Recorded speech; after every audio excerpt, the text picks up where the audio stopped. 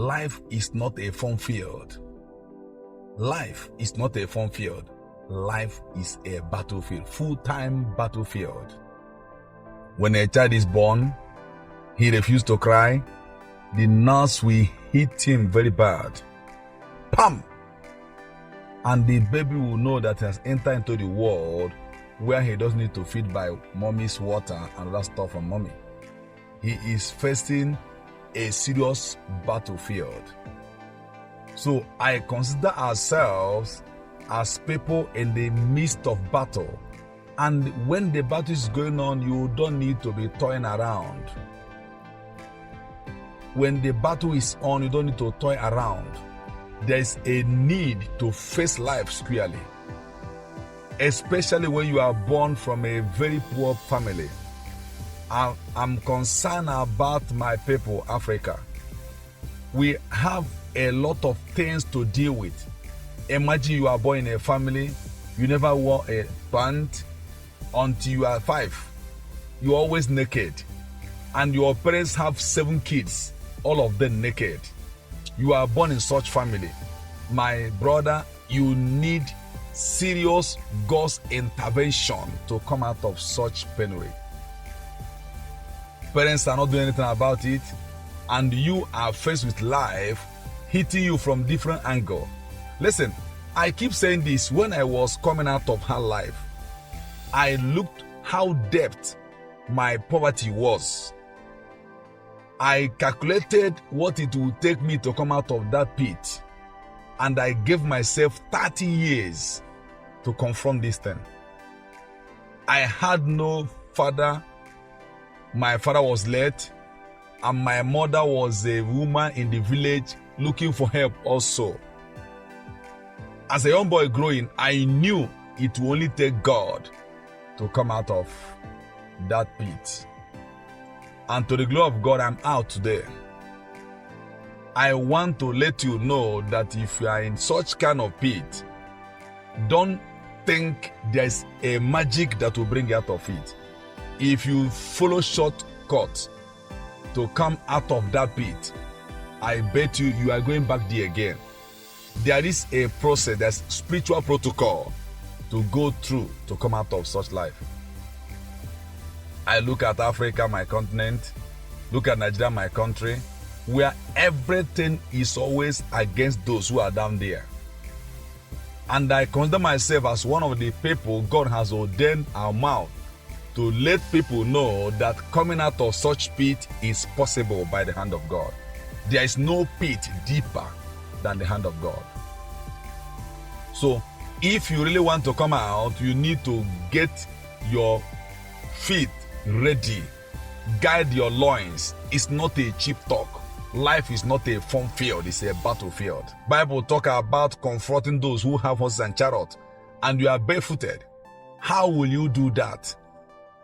You need to wait on God for Him to help you. No cutting corner can solve this case. I'm telling you what I know. Church and religion cannot solve this case. It will only take you and God to make it work. And because when God wants to train you, you might not be able to stand God's training. Because God's training sometimes is very tough. It's a tough training. It's not for chicken-hearted people. Look at how God trained Moses. Chased him out of Pharaoh's house and sent him to wilderness for 40 years. That was God's training. And the Bohosha. Is somebody connecting this afternoon? So God wants you out of penury. Your family background, how deep you are into poverty, who is your mother, who your father is not a major problem in this matter. It's not a major problem in this matter.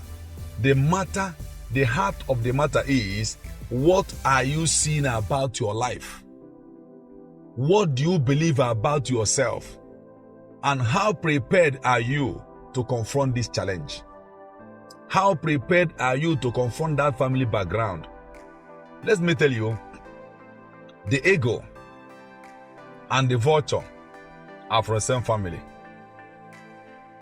Not just as a bird family, but the ego and vulture have one scientific name, Asclepiadia. And God made them to come from the same family. So in the family of bird, you divide them again in their scientific name. Asclepiadia is the bird family or part of bird family where vulture and eagle come from. The hawk, the vulture, the kite, the eagle, they are from that same group. But what the eagle is eating separated eagle from vulture. So the family background does not make vulture eat trash. No. Vulture is not vulture because he's from a spiritual family. He's a vulture because he chose to eat trash and dead animals. So what eagle eat made eagle today. He flies, soars, his action towards life. The Bible is talking about in the book of Job 39, it said that eagle, Job was asking questions, does eagle fly at God's command? You watch this eagle stay in one place for some time, watching the weather, moving its left and right to see where the wind is coming from. Immediately eagle moves, it can pick any animal from anywhere. So what eagle is eating separated eagle from the same family he was born with vulture. He became a special animal. I remember some years ago when I was growing, I saw myself deep inside poverty. I started talking to God, praying and praying. And when I discovered the importance of studying the books of those who have gone through what I was going through, I started eating their books, eating their tapes. At a time in my life, I had nothing as property like a rechargeable lantern. I had a rechargeable lantern with a cassette player. That cassette player was my wife. I married that cassette player. It was the only companion I had in my life in my 30s. I kept listening to it. I was eating those things, eating them, and they were absorbing inside me. And I had a younger brother also who was playing some music also, absorbing them.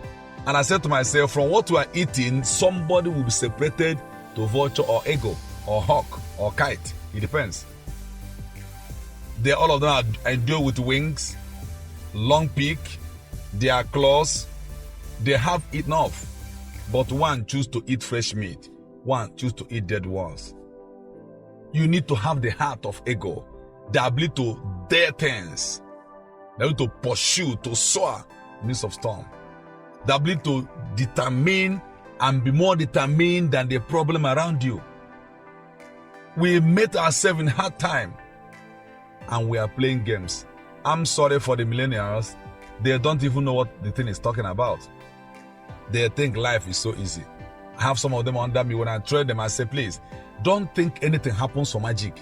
Nothing like magic. Life pays those who deposit something into life. And everything in life happens based on God's programming.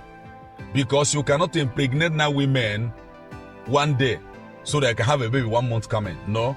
If you try that, you are waiting for 9 children, 9 months coming.